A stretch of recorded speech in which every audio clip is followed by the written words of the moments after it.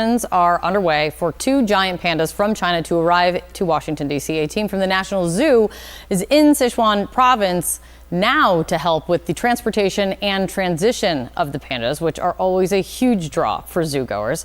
And CNN is the only American media there. We've traveled here to Sichuan, China for a rare look at preparing these pandas for their very long journey. We're in and around the city of Chengdu. It's known for spicy hot pot, its mountainous landscape, and giant pandas.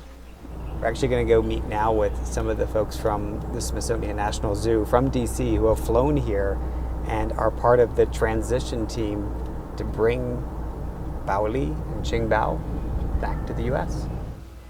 So we can't go back there, but that's where Baoli and Qingbao are.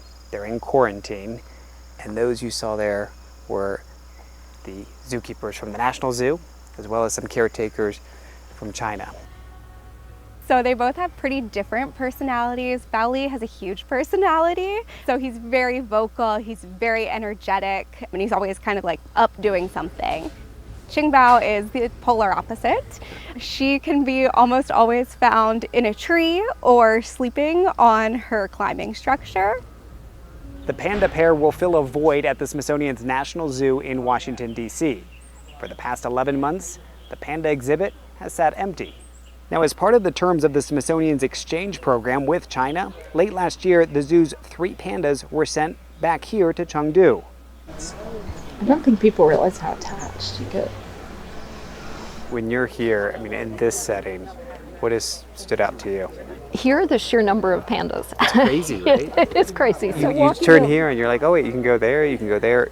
Nowhere else do we have something like this. Nowhere else, and the scenery is obviously beautiful, and the commitment. Pandas were on the brink of extinction, but in recent years they've moved from endangered to vulnerable.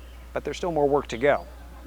The panda exchange, also called panda diplomacy, dates back more than 50 years now, when China gifted 2 pandas to the US following President Nixon's historic visit.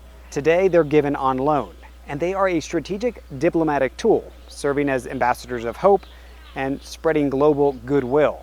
Somehow pandas were able to unite nations, something we could use about right now. David Culver, CNN, Chengdu, China.